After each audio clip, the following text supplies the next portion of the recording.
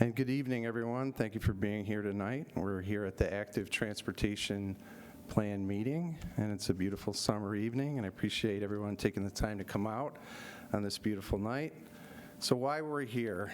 Tonight marks an exciting opportunity for Penfield as we begin work on our Active Transportation Plan.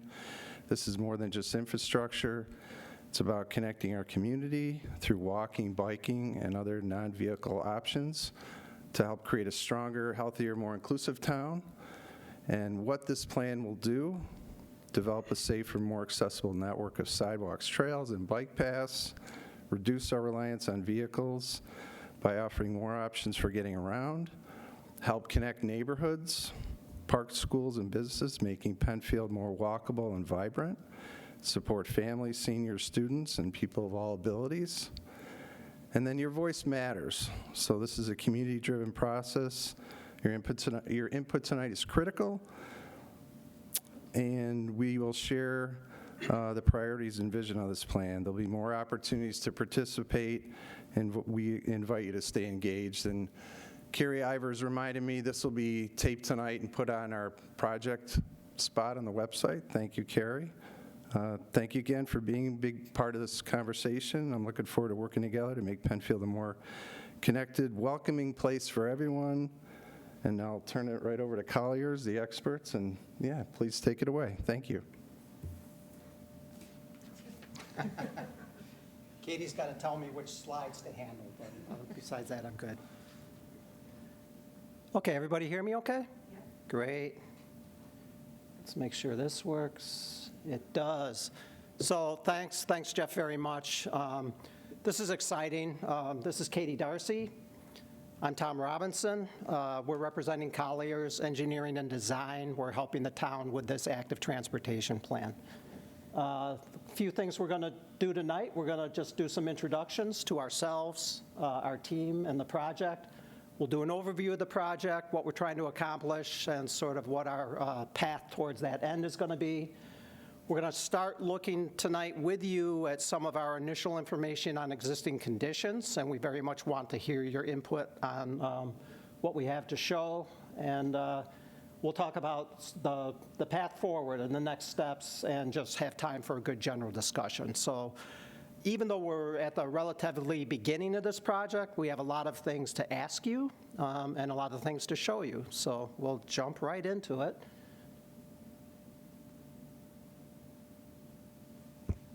Okay, so in an attempt to make this a little less of us talking at you and a little bit more interactive, we're going to be using an interactive polling app. And raise your hand if you do not have a mobile phone with you tonight.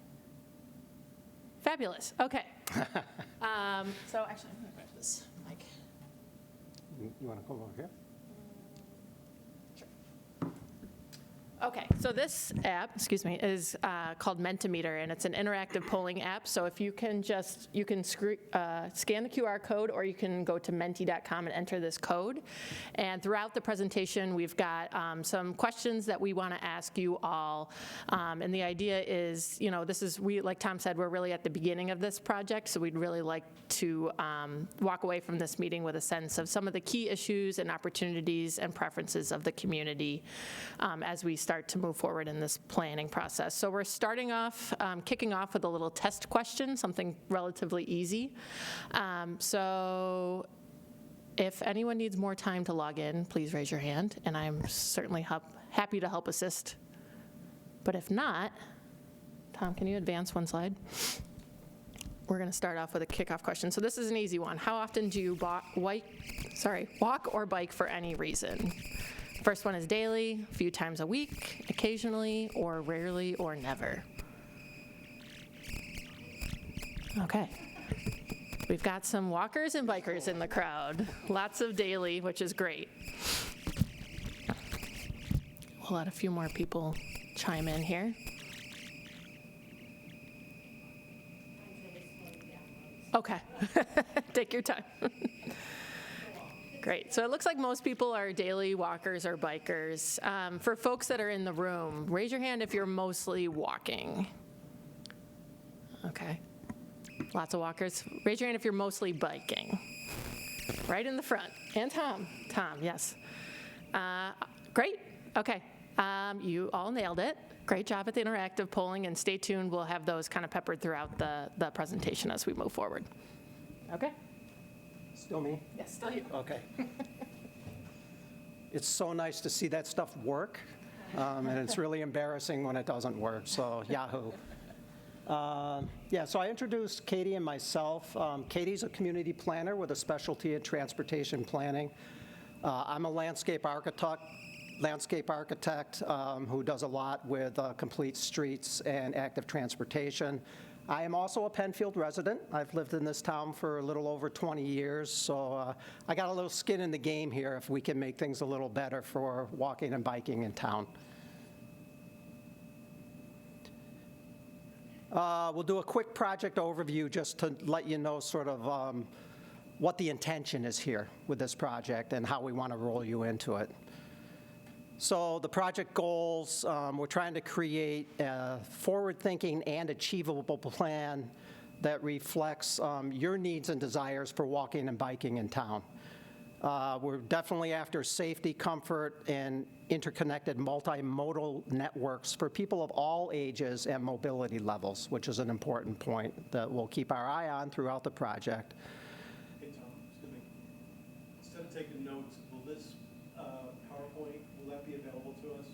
Yes, yeah, we'll put it up. We have a project website, right? Yes, it'll be on the town website. Yeah. I think it's out there now. I saw it. Perfect. So you don't have to take any notes unless you want to, Tim. We'll get it all to you. Yeah, make it easy. Yep. And then finally, just connectivity for pedestrians and bicyclists to preferred destinations in town, emphasizing as much separation from vehicular traffic as we can. So in a nutshell, those are our goals, and there's a whole much longer list of objectives that are supporting these goals that we took out because it was too long. But we'll get that back to you soon to come. So our breakdown of project components, public participation is really important. It's more than just sort of window dressing. We really need to know from residents who are using these systems what their perception is and what their experience is. So a big thing that Katie and I focus on in all these type of plans is combining objective information like data and maps with, I'll call it subjective information, which is more about the perception of use. They both have to come together because that's really how we experience our transportation systems. So along with the public participation, and Katie's going to detail out a little bit how we're going after that, we'll do a fairly extensive existing conditions analysis and needs assessment using existing data. From those two streams of information, we'll come up with some alternatives and finally some recommendations based on what we're hearing from the town and from the residents. And then finally, we'll develop a draft report, a final report, and implementation plan with some solid ideas about how to get the funding and how to implement some of these projects. So project schedule, we kicked off just a couple months ago. We're really in the early stages now. It's going to be, roughly a year-long project from about spring 2025 to winter or close to spring of 2026, I'll bet, by the time we get what we actually get there. We plan for about 12 months. So you can see the breakdown here. We just do it by seasons. We give the town a fairly detailed work plan, but we also build in a certain amount of flexibility because things will come up that we want to explore or that weren't thought of at the start of the project. So the schedule here will probably morph a little bit each time you see it. Want to go for the, yeah, there you go. Thank you. Yep.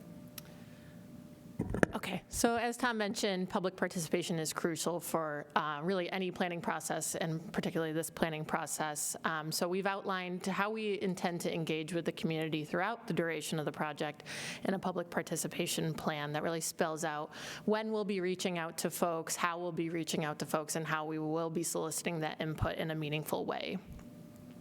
Some of the building blocks of that are obviously public meetings like this one today. So thank you all again for being here. Really critical for our process to start to understand some of those key issues and opportunities.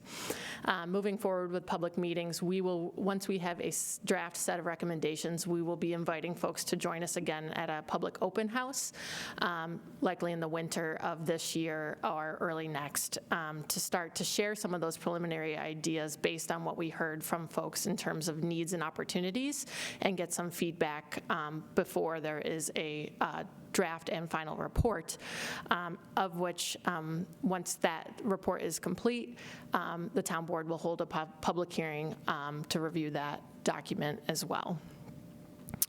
Another critical component of the public outreach strategy is our online survey. That'll be kicking off today, so we encourage you all to, after this meeting or tomorrow or whenever you have time, to take a look at that. It's on the town website. I'll share a link to it as well.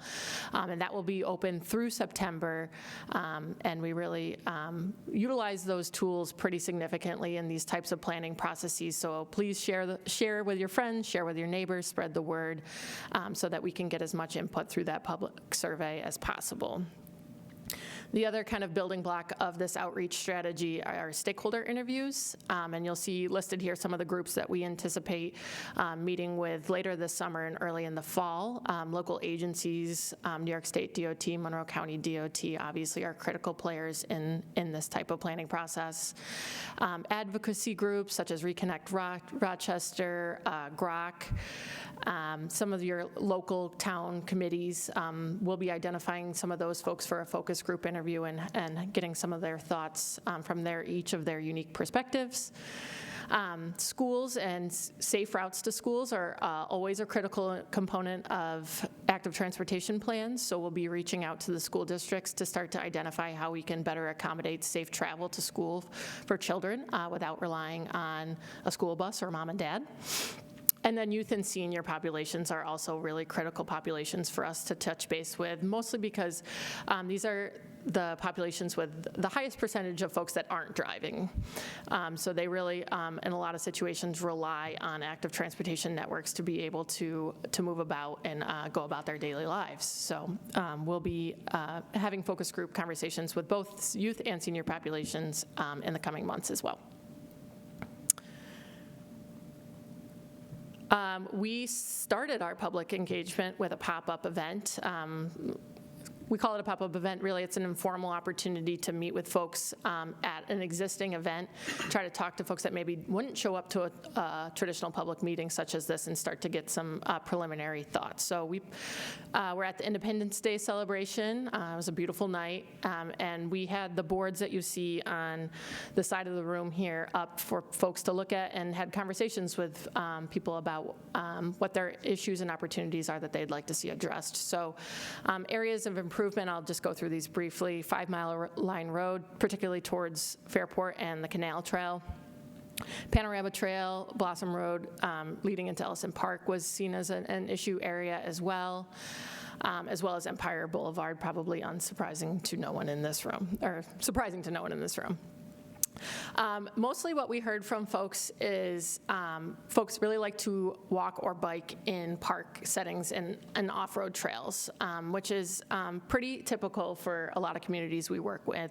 And so I think something that we'll be focusing on as a part of this project is starting to identify how we can make critical connections between those parks and trails so that there is a broader, more cohesive trail network throughout the town that people could use to go from X to Y as they choose to commute throughout the town.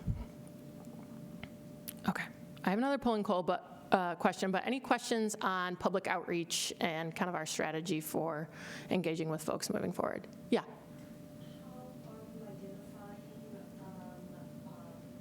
other advocacy groups? So we are still working on putting that list together. We're working with town staff to kind of help shape that list with us. And so hopefully we've captured everyone. But, if there are ideas that, maybe there are other people that we want to bring to the table, we can certainly have that conversation after the meeting. So you should add to your list the Town of Penfield Green. Okay. Walking road. Okay. Actively working on active transportation. And in custodian, when we heard there was going to be a transportation bike, and said, we want to volunteer. And no one responded. Okay, well, great. Thank you for letting us know. And yeah, we'll certainly build that into our stakeholder outreach. Any other questions? Okay. All right, another polling question. So, and this is a series of 2 questions. So the first one is, what is one word or phrase you would use to describe walking and biking in Penfield today as it stands?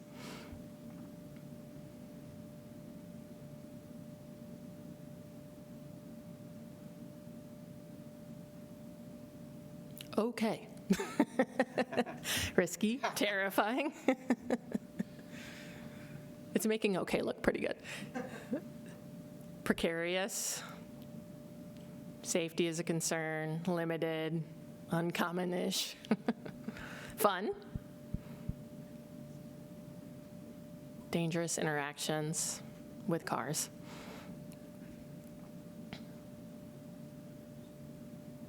Incomplete, that's a good way to describe it.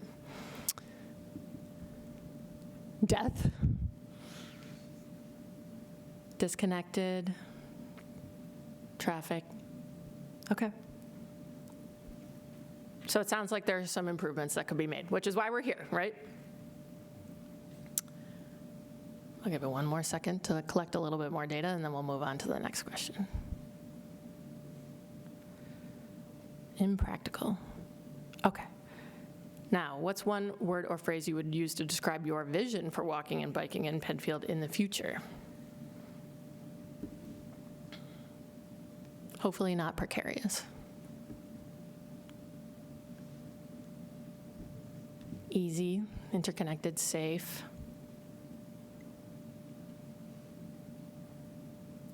Intuitive, that's a nice word to describe it. Peaceful. Plentiful.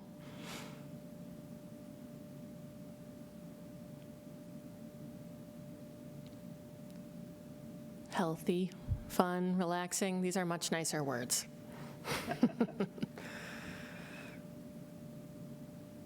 So yeah, so this is kind of the goal, right? Is we're looking to go from here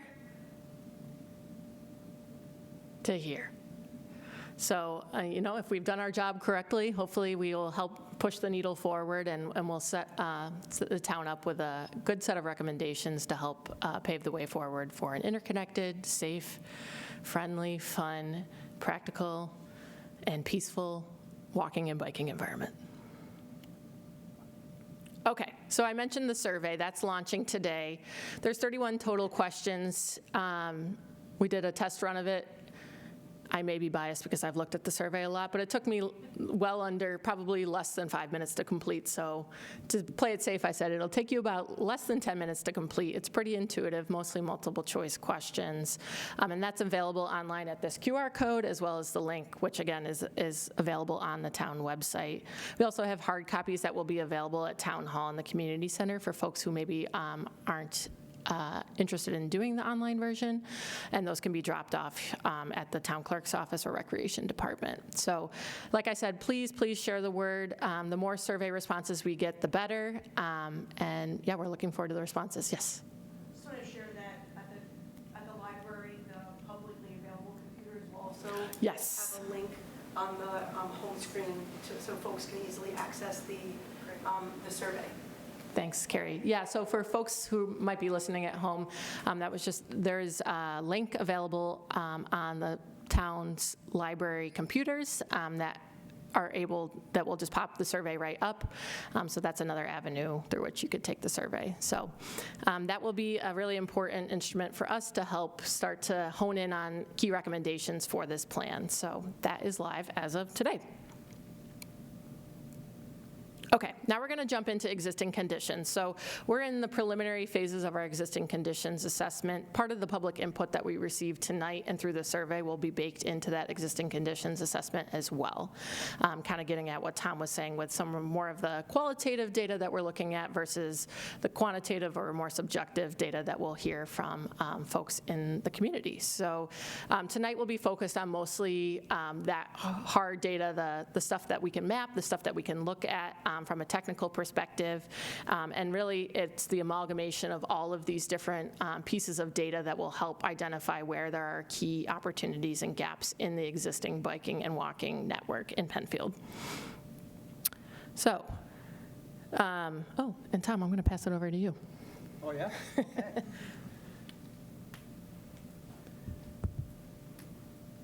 Great. So, yeah, we're just getting into the existing condition compilation and analysis, but it's already getting a little interesting. And it's interesting partly because this is not really the first time we've done this.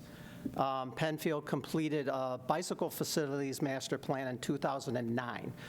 And just to make the point, that was not an active transportation plan. It was strictly focused on bicycling, whereas the plan we're doing now is different modes of non-motorized transport, so walking and bicycling looked at together. But in 2009, we did a pretty extensive research. We had a strong project committee, a lot of input from local cyclists. So we have that to start with. Obviously, a lot has changed since 2009, but some things really haven't budged. So we're trying to kind of look at both sides of that coin and figure out, how to take advantage of the positive things that have happened in the intervening years, and then areas that were listed as a hot spot back then and still show up that way, we have to look at closer and see if there's anything that's come to light that's going to help us move the needle towards some progress there.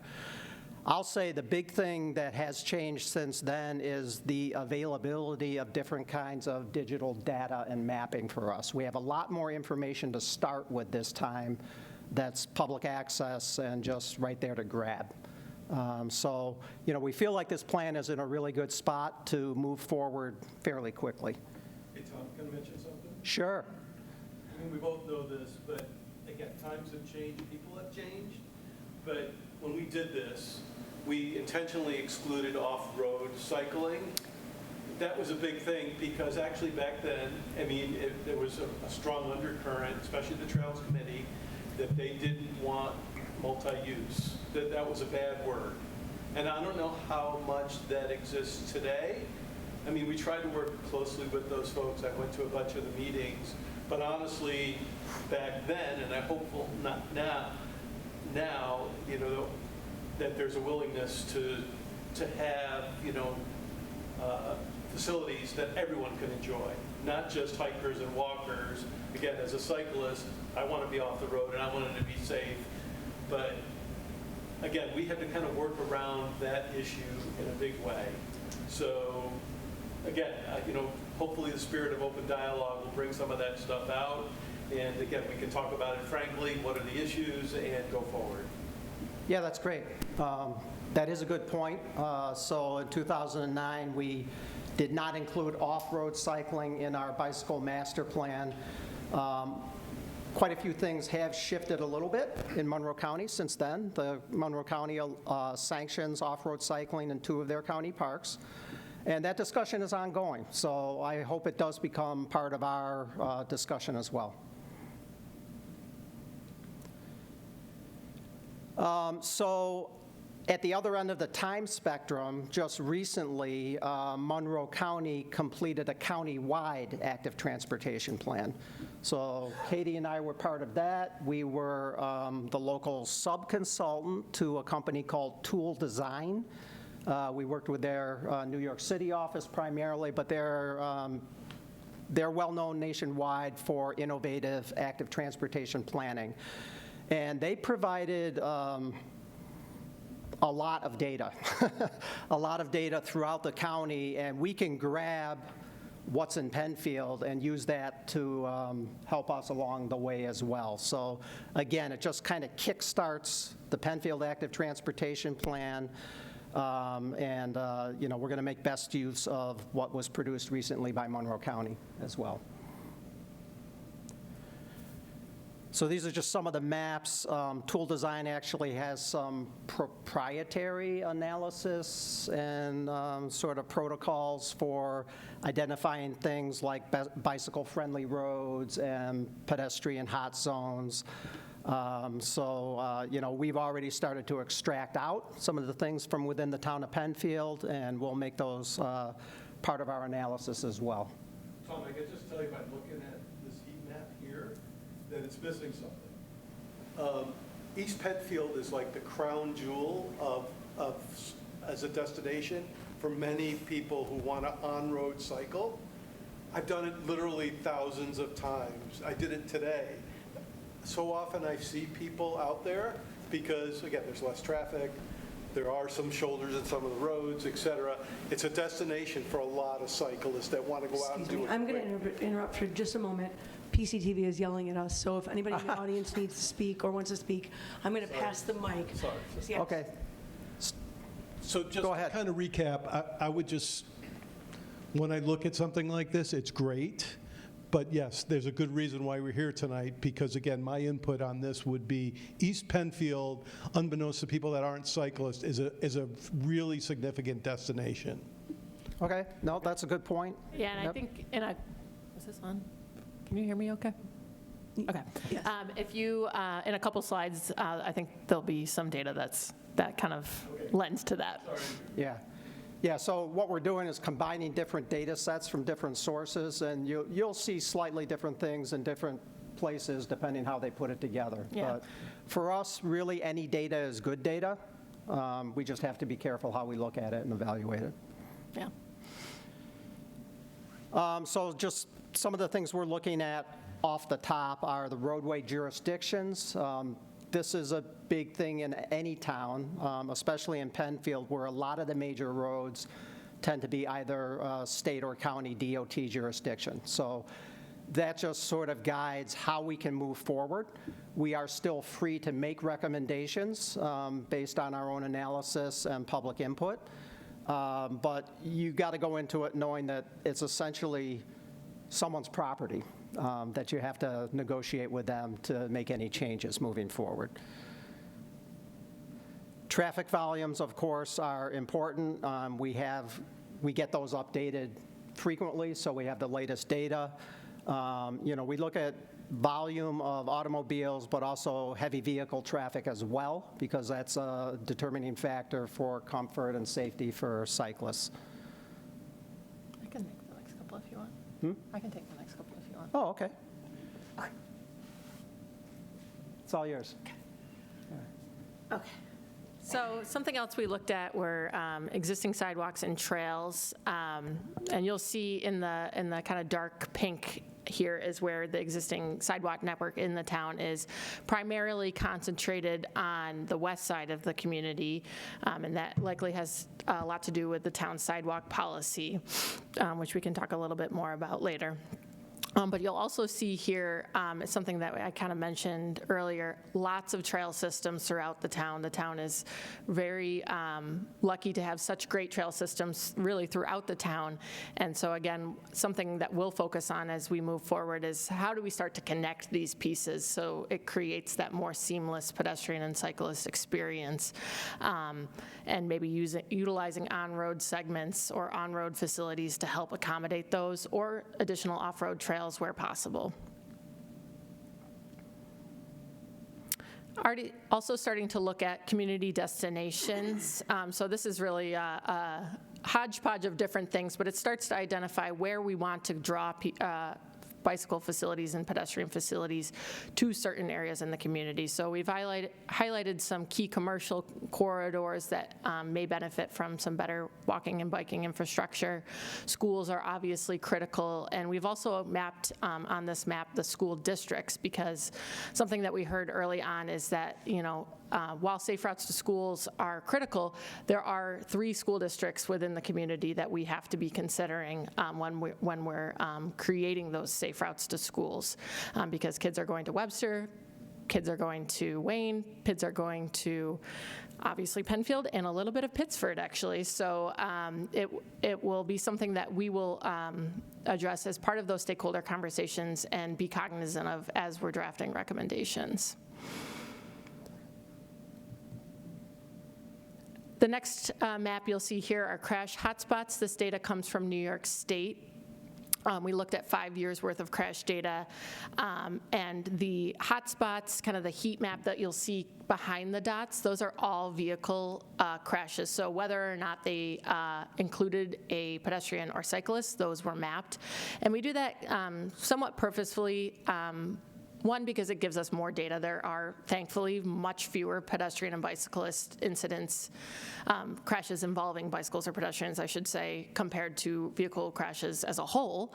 But it also starts to get at the idea that if it's an unsafe intersection for vehicles, it's likely very unsafe for a pedestrian or a cyclist or a stretch of a corridor, for instance.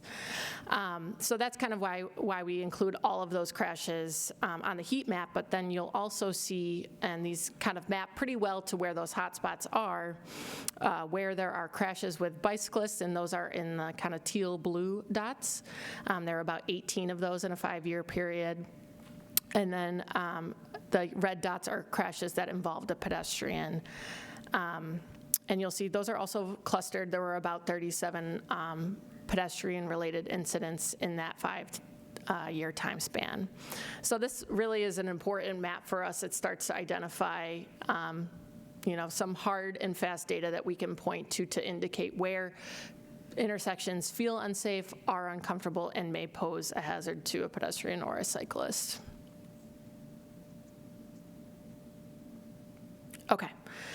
The next map here is bicycle rideability. This is data that came from the Genesee Transportation Council, which is the local metropolitan planning organization that distributes federal transportation funds to Monroe County and the general Genesee Finger Lakes region. So they asked folks in 2014 who were avid cyclists to help identify kind of qualitatively what they see as the best routes to bike in and the worst routes to bike in, and that's what you'll see here. So it kind of matches what we heard from folks at the initial pop-up. 441 is particularly poor, as defined by GTC, route between Panorama and 250, Panorama Trail, as well as Penfield Road as well. So those are kind of the areas that we will be honing in on as we move forward here. And then the last piece of data that I wanted to show is Strava data. So Strava, for those who aren't aware, is an app that cyclists, primarily cyclists, use to track their rides and kind of get a sense of their speed and their route and all of that good data. But luckily for us, Strava allows municipalities to access that data to help inform active transportation efforts such as these. So the town has signed up for it, and we were provided access to that data, which is really useful for our use. And this is kind of that map that I was talking about where, on most of our maps as you go through, everything is focused closer to the city of Rochester, closer to that west side of the town. But what you're seeing from actual cyclist data is that Harris Road, Sweet Corners, Wayland Road, some of those roads are actually the most heavily used by cyclists in the community. So that's where, I think the Monroe County Active Transportation Plan is a great plan, and it provides a great framework for the overall community network. But this is why those municipal active transportation planning efforts are so important, because we start to get more into the nitty-gritty and the more granular information that really defines how people are moving about Penfield on foot or on bike. Okay, I think it's time for another poll question. So this one is, what do you see the primary goals for expanding bicycle and pedestrian infrastructure in Penfield? Choose your top 3. So the first option is ensuring safe and comfortable multimodal transportation. Number 2 is expanding recreational opportunities. Number 3, improving connectivity between key destinations in the town. Number 4, improving public health. And number 5 is other. And just be forewarned, if you say other, I'm going to ask what it is. Yeah, I lost it. Oh. If you refresh the page on your, I would need a QR code. You can use, if you go to your internet browser, and you can just go to menti.com and then enter that code. It's 4416 1945. Are you in? Yep, MENTI.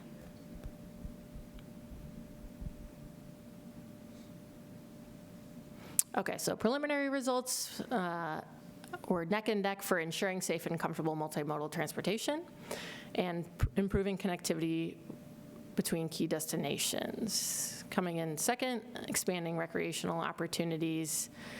And then we've got a few others. So if anyone said other, I'm asking for volunteers for what that other goal would be. Yes. No, please. So just thank you for all this opportunity. This is so good. But something that was true a long time ago and still today, the macro statement is the roads in Penfield, north and south generally for cyclists are pretty good. East and west is not. And getting in and out of our town is not an easy thing to do if you're a cyclist. So I just kind of want to say that. Tom, we saw that. It exists today. There's a huge opportunity with the rejuvenation of 441 to do something creative. We suggested a wider sidewalk on the south side of the road so cyclists have a safe place to go. But again, what I'd like you to just keep in mind is getting in and out of our town has been an issue for cyclists, and I hope it's something we can talk about actively going down the road. Great, thank you. My other was sustainability. Sustainability. Everybody likes to hike or walk, but everybody's driving to get to those locations. So it's more about a future sustainability, reducing the amount of the fumes, of the traffic, the impact on the roads. Yeah. Yeah, particularly in a town setting, there's a lot of 1 mile, 2 mile trips that could easily be accommodated by a bike. The other one we had was having the kids be able to walk to school. Yeah, absolutely. Anyone else that said other that's in the room that wants to share? Speak now or forever hold your peace as we walk away with this. Okay, awesome. Thank you, guys. Okay. So the last piece that we wanted to talk about with existing conditions are priority intersections. So we'll be honing in on 5 intersections where we'll be developing site-specific concepts for the town to implement moving forward. And what I will say about that is obviously there are many more than 5 intersections that could use an improving in the town. But however, we tried to be strategic in talking with town staff and identifying what 5 intersections make sense as prototypes. So really the idea is we're developing concepts for these particular intersections, but hopefully that they are approaches that the town could take at any intersection with similar characteristics or something to a similar degree, really as a roadmap for moving forward, as a blueprint for duplicating in other areas. So I'll show you a map and then we'll go through them briefly. But what I will say is we have time-lapse, they're actually trail cameras, and they help, they're really intended for hunting, right? Is there preliminary? Well, it depends what you're hunting.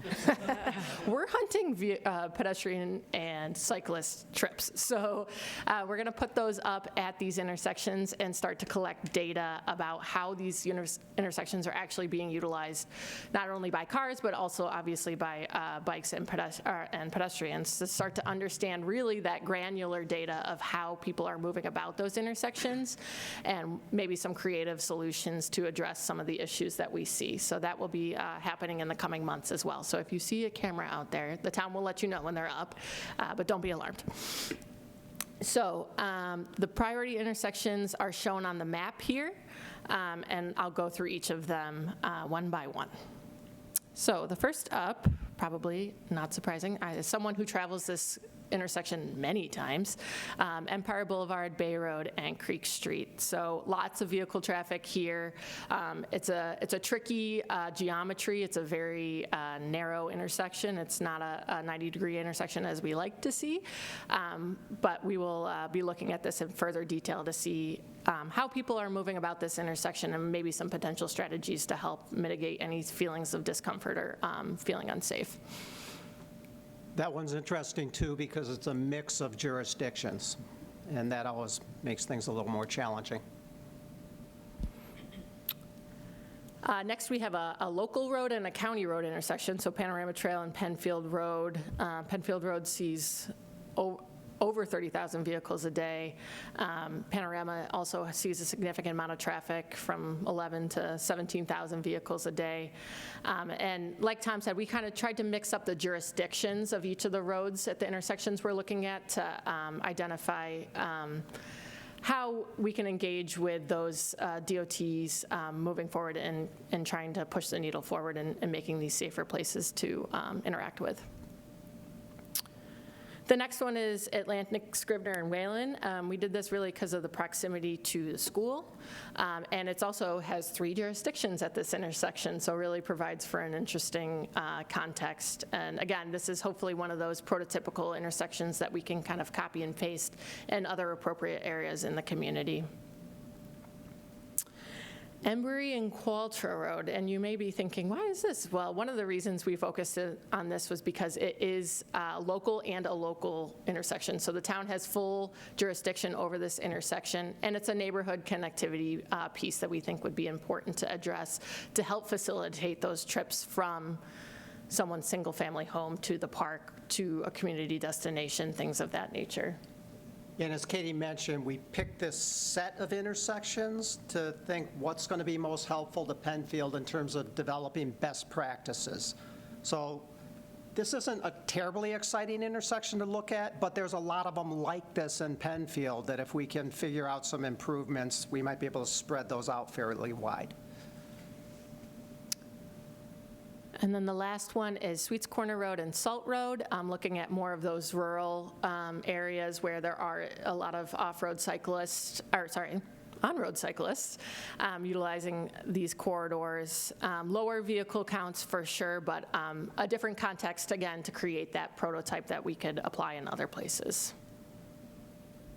Any questions on any of, I know that was a lot of maps to look at in a short period of time, so any questions on the intersections or any of the other existing conditions? Is line of sight one of your criteria that you're going to use? I'm sorry. Is line of sight going to be one of your criteria that's going to including evaluating these intersections? Yeah, it is. Yep. Okay, good, because just looking at that, it may not be obvious, but especially for the cyclists, you know, again, they might not see us because we're caught behind a hedgerow or on the corner or something. Okay, thank you. Yep, absolutely. Good question. Yeah. Mark's got it. We got 2 mics.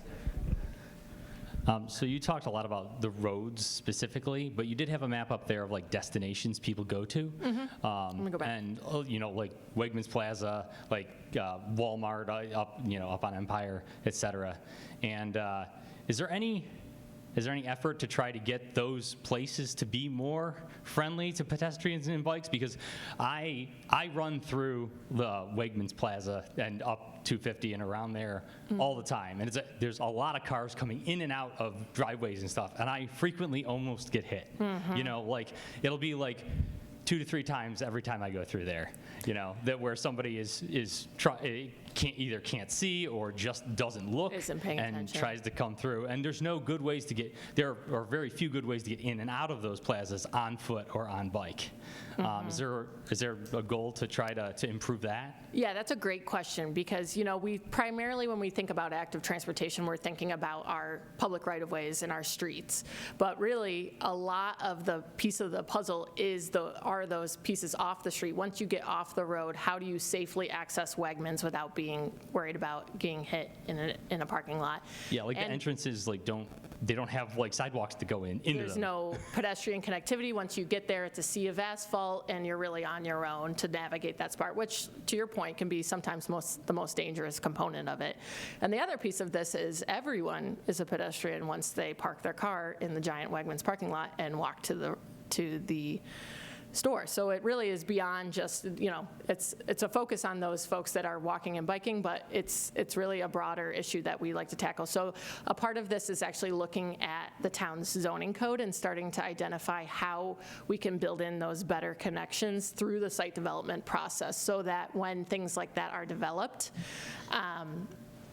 There are clear pedestrian access ways that are clearly delineated and separated from traffic. There are crosswalks in front of the main drive, in front of Wegmans or things like that. So we'll certainly look to that type of, more of the private side of the active transportation network as a part of kind of the development process review.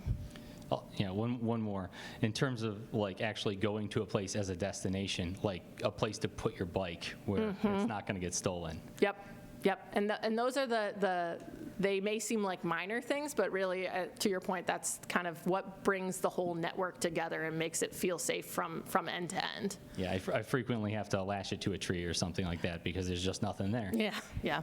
So that's kind of, those, it may seem like low-hanging fruit, but those are kind of the smaller interventions that we can identify as part of this as well. So thank you. My questions and comments are related to conversations about destinations. What I would like to see is the opportunity for people to use bicycling or walking as their primary means of transportation, not just recreational riding. So recreation is a subset of the bigger picture of transportation. We don't really have that here anywhere in Penfield. There isn't a safe route. I work in officially the city of Rochester, but it's door to door 7 miles. That's bikeable. But there isn't a route. And so when we look at what are people doing now, that's going to be limited to recreational riders because there are no other options. And so I wonder how the plan is to address that in terms, for example, some of your questions were destinations within Penfield. Well, I work in Rochester. The other thought about walking and biking as transportation is linkages to public transportation. So for someone who works 10 miles away, they should be able to walk or ride their bike to a bus stop. And so how would that fit into your planning process? Yeah, that's a great question. And yeah, you're right. Likely most people are recreationally walking and biking, but certainly commuting is a critical component of this. So we'll be considering both because it's all part of the, like you said, it's part of the bigger puzzle, right? We've got the commuting component of it, physical exercise, community, health, well-being, social interactions. Tom here is a commuter from Penfield into the city of Rochester. 4 seasons. So, okay. I don't know about that. I've seen it in the winter. But so, yeah, to your point, we understand that commuting is a big part of it. And we would love to see folks be able to ride their bikes in not just to destinations in Penfield, but beyond. And then transit is obviously a critical component here. That's on this community. You may not be able to see it very clearly, but we have mapped the existing routes. And sort of that first mile, last mile consideration is really critical as well. So I guess to answer your question broadly, we'll be looking at it all. So having been out in the roads for years and years, one of the things I notice is who's really the user groups. And just in my neighborhood, it makes my heart big because there's about 8 kids that ride their bicycles to Plank Road, north and south, every day. And they jump on the sidewalk, and they're a user group. I mean, they're 11-year-old, 12-year-old, 10, 11, 12-year-olds. And their parents sometimes, in the car. Occasionally you'll see them on a bike. But as a user group, those young adults, that behavior, anything that we can do to support it, make it safer, maybe there could be, some additional economies that can be built around it. But just, I go sit in the front porch just to watch the kids leave at 20 minutes to 8 when they ride their bicycles with their backpacks on, because it's such a great behavior that we want to somehow, again, get others to connect themselves with. So the young people as an audience, whether it's widening the sidewalk or doing something to get them to the destinations of the school, I hope that we consider those folks as a priority going forward. Absolutely. I couldn't agree more, and I don't know if anyone's seen the videos of the bike bus of where all of these kids are riding together and they're listening to music, and I would love to see that all over Monroe County. So yeah, Your sentiment is shared. Okay, I'm gonna go to our next polling question, but these are all great questions. Okay. This is a ranking question, so you're going to rank the following walking facilities from most preferred to least preferred. The first one is off-road trails. Second is shared use paths. Third is sidewalks. Fourth is wide shoulders. And fifth is other.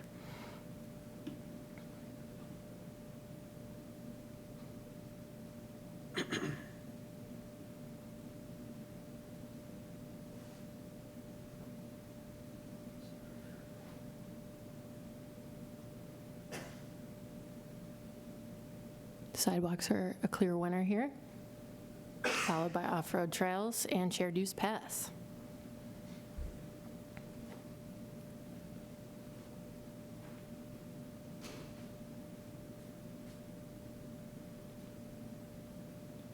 Okay, looks like sidewalks are the winner, which is probably not surprising to most. Okay. Next question, rank the following biking facilities from most preferred to least preferred. We've got one more option here. So we've got cycle tracks, protected bike lanes, shared use paths, striped bike lanes, so similar to the second option, but without a protected barrier, wide shoulders, or unpaved trails for those off-road cyclists in the room.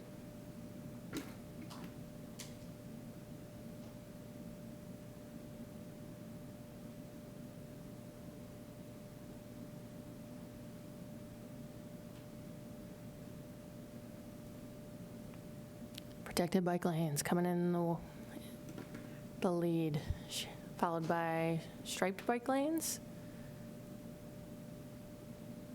And then wide shoulders, shared use paths, cycle tracks, and unpaved trails at last.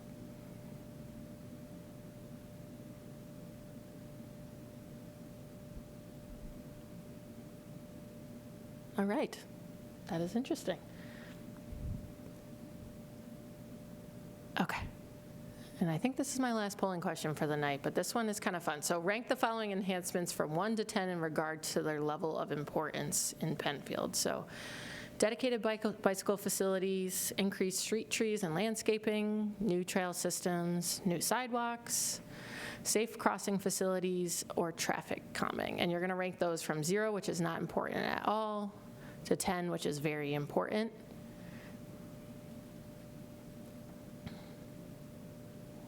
And you'll see the distribution kind of shift as we move forward here.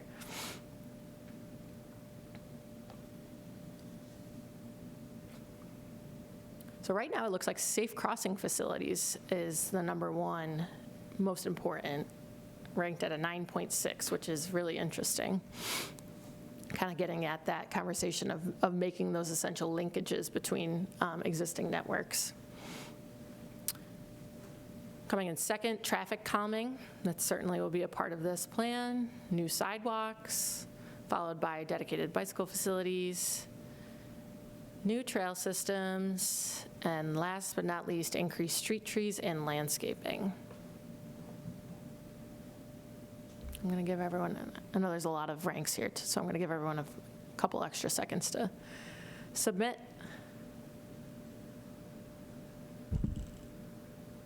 Okay, we look pretty stagnant. Thanks, everyone. Okay. Well, with that, we're going to wrap up with next steps, and then we'll open it up. If there are any other comments or questions that folks have, we can certainly take some time to have a general discussion. So as far as our next steps, we'll be finalizing our existing conditions assessment, and from that stems kind of the needs assessment, where we identify where those key opportunities, issues, concerns are. The online survey is up and rolling, so we'll be collecting that data and summarizing that once that is closed in September.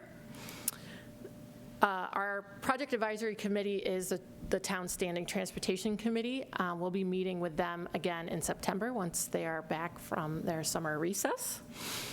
And we'll be, like I mentioned earlier, we'll be holding stakeholder discussions in the coming months as well, which will help to inform kind of this preliminary data gathering, information gathering component of the plan. And then our next formal community open house will be this winter, once we, like I said, once we have those draft recommendations. But please feel free to stay engaged on the town website, send an email, send a note as issues arise. Please, please, please spread the word on the survey. And really, we will continue to interact with folks and solicit input as we move forward and make sure that this is really reflective of the community's needs and desires. And yeah, so that's kind of our roadmap for the future. And thank you all for playing along in our interactive polling exercise. Hopefully it was interesting, and it'll certainly be good information for us moving forward. So any other questions from folks in the room? I'm just going to... Thanks, Mark. So a couple of comments. I've been listening to what people said, and I'm with Tim. I'm a Plank South parent, or was actually timed out with Plank South, but just a couple things. Number one, this was a great spring for vegetation in general, so it is a problem. And with Mark's help, we reached out to the New York State DOT, and they cut back some of the vegetation going down Empire Boulevard, which was a real concern to me because it's a scary area, and they actually reacted and did that, which is great. I can think of some other intersections. I think it's Scribner. If you take a right-hand turn, if you're heading west, you cannot see around that corner. Mm-hmm. Now, that may be a town thing, but and I don't know if I got it to Mark yet. And then going up Ellison Park, it's like a jungle, and I think we reached out to, both sides are kind of growing in on the road, Mm-hmm. and then when you get to the Browncroft Light, you can't see to the east. So I'm with you, Tim, on that. And there's sidewalks that have overgrown. We're trying to get to that. So that's one thing. And then Plank South,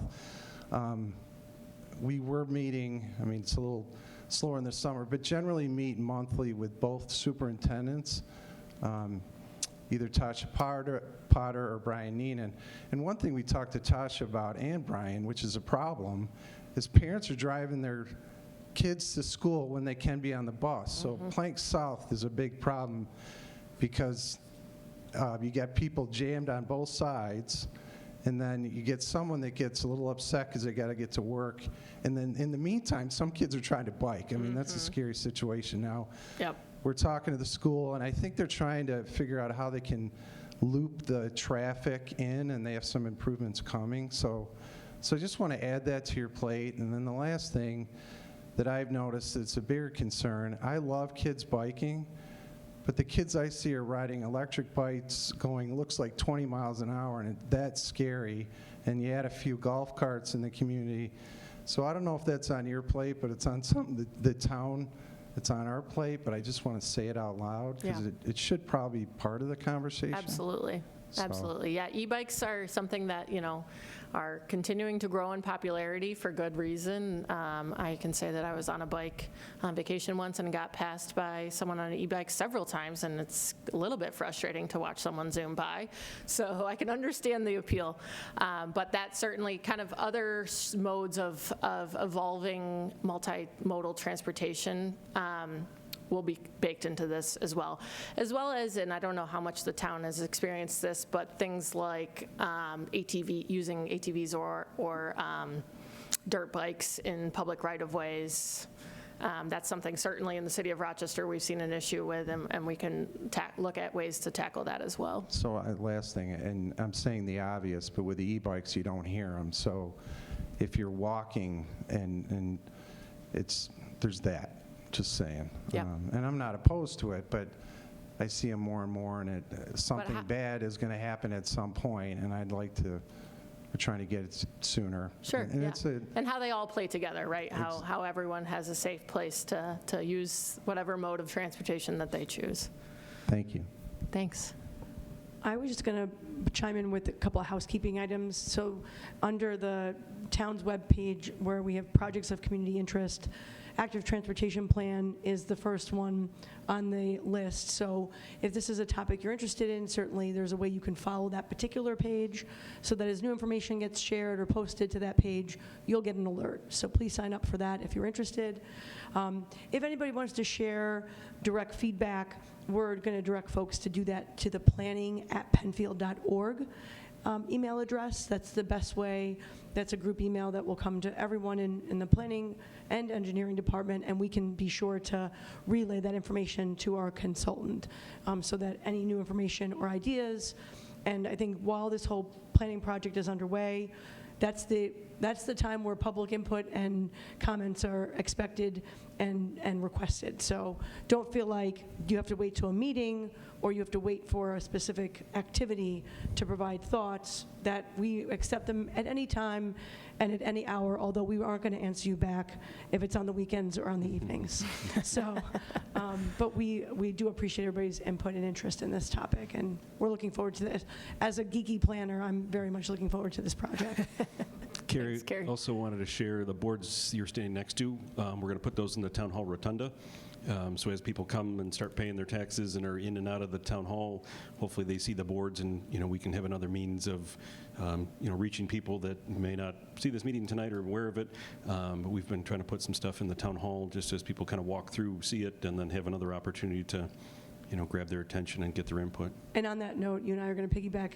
We do have flyers that are up currently at the town hall, and they'll be going up tomorrow at the community center and the library with the QR code for the survey, because we want to have like the best turnout for a survey you've ever seen. And that's really the hope at this point. So we will, and there are hard copies also available for those who are more comfortable with a hard copy format.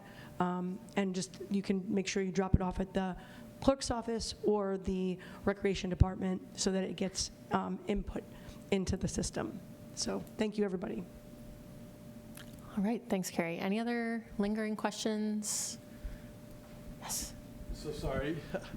I mean, first of all, I'm just terribly excited that, the fact that we're engaging in this process and moving it forward. It's been a long time coming, and I hope it can promote a healthier lifestyle for a lot of folks, especially the young people.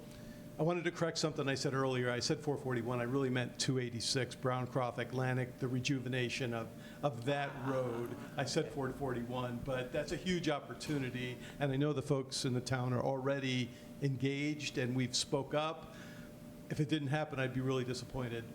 And there's currently no plan for that. Excuse me? When we spoke to them at the meeting, there's currently no plan for any bike or walking trails through when we went to the meeting at the, yeah. It goes, there's expansion of sidewalks up to the point that you go into the valley. So Peg, I was at the same meeting, and what I thought I heard and is that it's recognized that at the top of 286, where White Village is, the shoulder goes from something to nothing, and you can't get in and out of Penfield. What we lobbied for, again, on the south side of the road, is for them to have a raised sidewalk that's widened, so again, it would accommodate cyclists. We talked at length, and a number of us brought that up as a possible solution.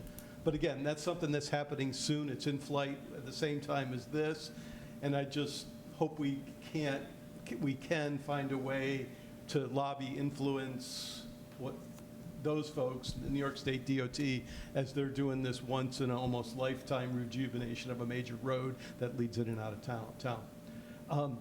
Hopefully connectivity. The town's been talking a lot about connectivity because we have sidewalks that end where developments end and all that kind of stuff. I'm sure you're going to comprehend, all of that. My favorite topic to talk about, I've seen so many communities do this, and I wish we would, is widen the sidewalks. I know there's right-of-way issues, but going from 5 feet to, say, 8 feet in selected areas, I just want to say, as I see places like Schaumburg, Illinois, they've done it, and again, it promotes the lifestyle, puts the kids in a better position to ride their bikes to school, those kind of things. Mm-hmm. But the question I really kind of want is there money? This is a plan, and we do enough plans, but actually taking it from all these ideas and into a plan into something that's real. I worry, that it could take another 2 decades for some of this to happen. You don't have to answer it, but again, it's great that we're doing it, but that's the concern. Can we actually make real differences in the short term? Yeah, and that's the big question, right? And it's really where the rubber hits the road is where implementation moves forward. So hopefully if we've done our jobs correctly, we will have a very clear path forward with an implementation strategy that's tying some of our recommendations to potential funding strategies, whether that's, municipal funds through the Town of Penfield or state grant funding through the consolidated funding application, or various numbers of grant opportunities that we can identify as a part of this to start to help push the needle forward of beyond just putting it on paper, but how do we actually start moving forward? Provide us a list of possible grants? Absolutely, yep, All right, good stuff. yep. So I have one more. So I have 2 small children, and I live about a mile from the library and about a mile from Harris Wayland Park, and both of those places have sidewalks that go directly to them. I don't have to leave the sidewalk. I have to cross some busy roads, but I can do that. So I try to promote to them that, like, hey, you can get places without a car. But we do these things, then we meet people there, and they go, you walked here? I know this is like above and beyond probably, but like, is there anything that can be done to promote the culture of this? Because like those places are already connected by sidewalks, and nobody is going the routes that I'm going because that's just not in their heads that I can't get there without a car. Without a car. Yeah, that's interesting that you said that, because when you brought up you've got a gaggle of 11-year-olds that are going, they're creating their own culture, right? It's cool to ride your bike. It's cool not to ride with mom and dad in the back of the car. You get a little bit of independence. So I think things like that and creating, the bike bus concept or some of the more soft recommendations, I'll say, where we're getting towards education, programming, outreach, things of that nature, hopefully can help to start build that kind of culture. And I think, really as a nation, we could use a lot more of that culture built in, that we do have the abilities, particularly for our younger or older populations who don't have the option of getting in the car and going, to kind of help promote those shorter trips that are manageable for kids or manageable for seniors, but really can help push the ball forward in creating that more multimodal environment. So thank you. That's a really good comment. And yeah, we can start to kind of get at some of that culture piece as well. Signage can help in that regard too. 1 second. Tim, I have somebody right behind you who's wanting to make a comment. But yeah, I'm actually one of the people that is in support of that. I don't have a sidewalk in front of my house, and I want to be able to walk to the park. So that's what I'm here for. There's a section along 286 it's marked on the town plan as like being connected, but it's not actually connected. There's the sidewalk just ends, and there's a small hill that like diverts you into traffic essentially if you're trying to walk through. I've tried to push a stroller through that, and I have to go onto the road to get to the sidewalk from there. And so that's disconnecting us from the parks, from the library to the schools. So I just wanted to call attention to that. Okay, thank you. Hopefully part of this project. Specifics where? Yeah, between Baird Road. My house. In front of her house, between Baird Road and 5 Mile Line. Baird and 5 Mile. You got that, Tom? And my whole neighborhood has been trying to get this to happen for a while, so there are people out there. So it can't happen. They put sidewalks in more sidewalks in my neighborhood. I live in Willow Pond Way, and they just recently put new sidewalks in there. So success stories on sidewalks. It can be done. We like to hear it. Actually, and Mark's going to come grab the mic probably to tell you that the town board is currently looking at the priorities for 2026 sidewalks, and so recommendations are being received, and the town board's going to be making decisions about how and where to allocate available sidewalk funds for next year. This year, the town's moving forward with the county funding to support new sidewalk on a portion of Jackson, on Plank Road, and on a portion of 5 Mile Line Road as well. I'm looking at Mark to make sure I didn't miss one of those. So you're right. I think the town board is very receptive to hearing community input on where the priority should be. again, coming back to funding, it's a limited dollar amount, so every year you have to decide where are we going to spend those dollars. And I say we, meaning the royal we, it's the town board that decides where those dollars are being spent. But so certainly provide that feedback to the, that can come through the planning department. Mark will see it and he can add it to his list. Somebody else? I'm happy to meet you. You do walk literally in front of my house. I've seen you, and I worry about you every time you go by. I wonder about the larger issue of how active transportation meshes with town zoning. Part of the reason that we are where we are is because so much of Penfield is single-family zoning with large lots. So our zoning has encouraged us to sprawl, and that kind of sprawl makes things like active transportation more difficult. It also makes public transportation more difficult, makes us more reliant on our cars, which then means because there's so many people on the road, it is not safe to bike and walk. And so to ultimately fix this issue, the town has to work on its zoning to permit increased density, whether it's in certain corridors or however that might be done. And so discussions about zoning are important for active transportation, and they need to be coordinated.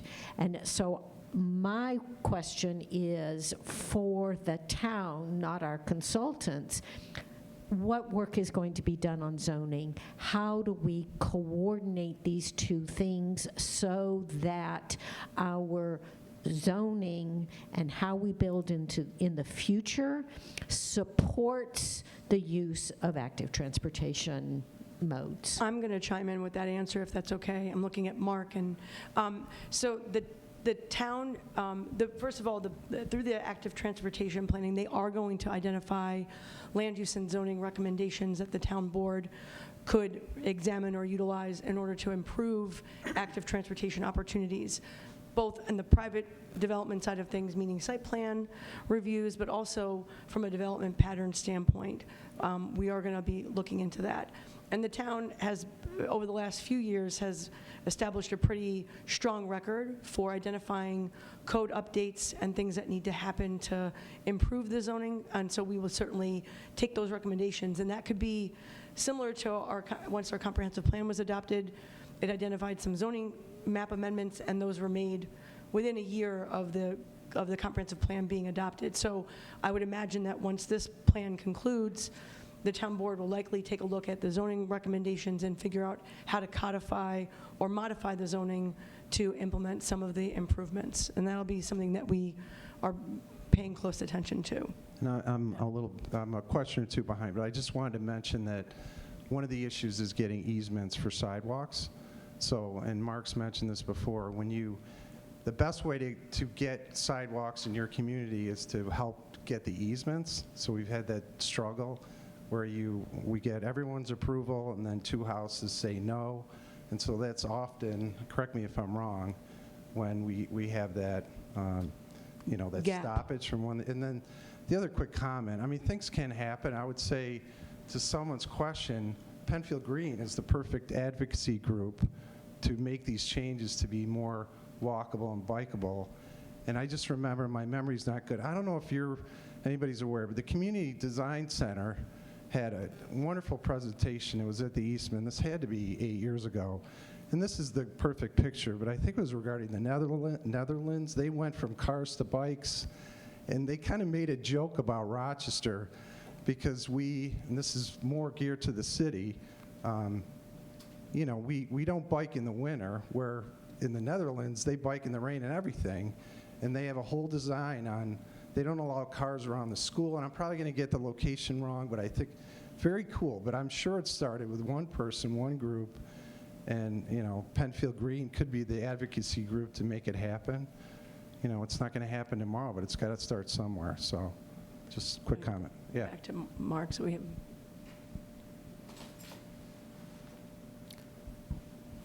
All right. Anyone else? Anyone else? This has been a great discussion. Okay. Well, thank you all. Really appreciate all your input and listening to us jabber on about active transportation plan. And please stay tuned. Take the survey when you get a chance. And yeah, thank you so much.